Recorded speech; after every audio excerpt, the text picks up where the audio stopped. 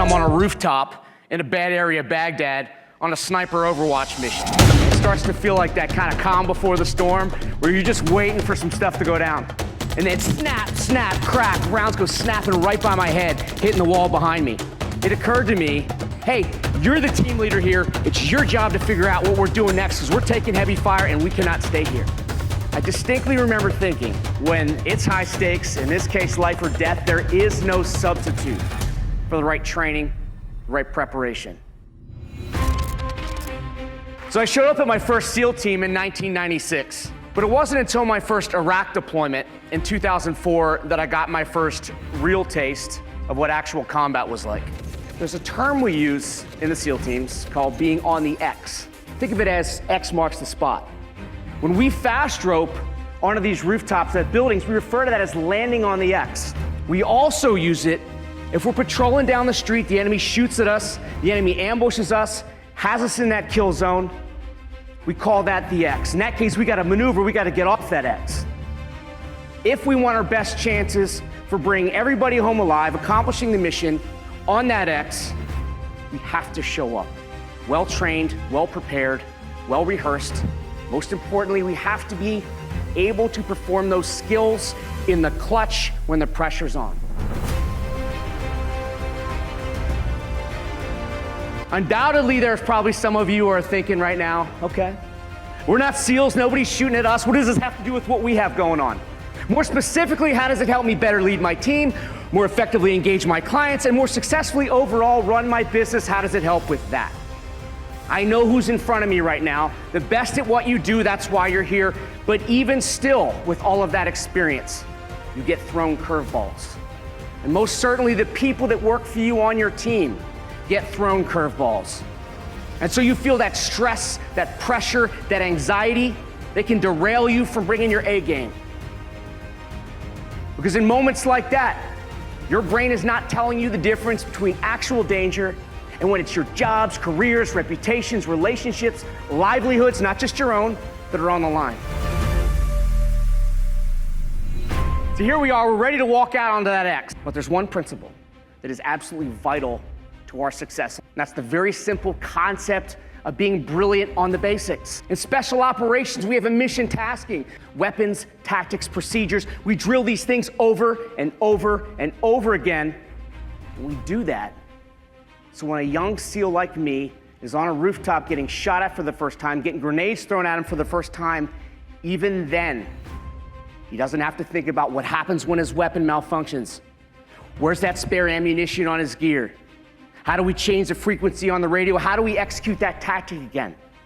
You can more effectively do that when you take care of all the little stuff that could sap your focus, whether it's tax law, whether it's something else that's complex.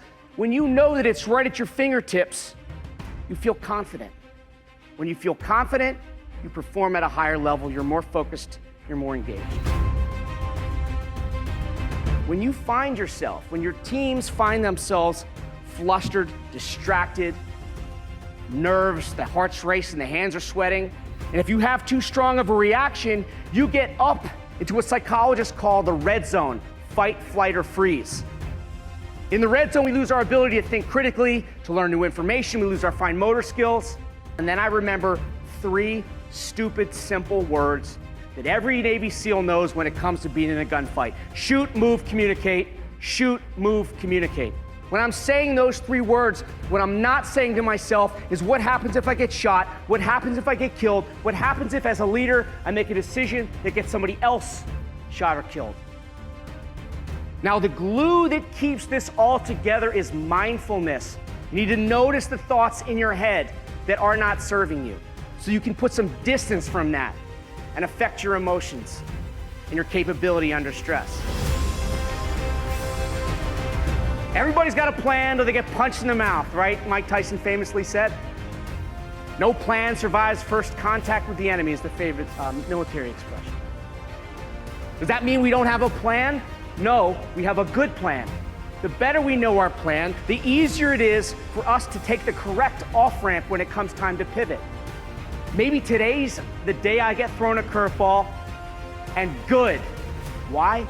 Because it's my opportunity to demonstrate that poise, that flexibility, that adaptability, my opportunity to demonstrate leadership. Now, I got this, I own this, now I'm gonna go kick it in the ass. Back in Iraq, going on another sniper operation, stuffed in the back of this thing called a Bradley fighting vehicle. One young private stands out to me. This young private was terrified. But as I watched, I realized I was not the only one that was noticing this. Because just then I see an arm reach out and put a hand on his shoulder. And then I see another arm reach out and put another hand on his shoulder. And one of those soldiers spoke up and said, "It's okay, brother. We're scared too. But we got you, and it's gonna be all right." We all get scared sometimes. We face that doubt, we face that uncertainty. And I think for most of us, if we're being honest, sometimes we could use that hand on the shoulder. You're leaders.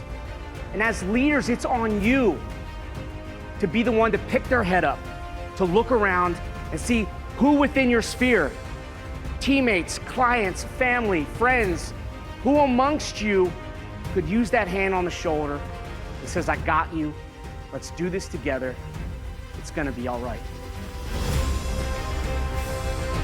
Because when you can do those things, when you're committed to do those things, when you're committed to your values, your beliefs, and you live them through principles, when you pursue mastery of some of the most fundamental aspects of your craft, and you develop the mental skills to perform those in the clutch, you're gonna perform on the X every single time.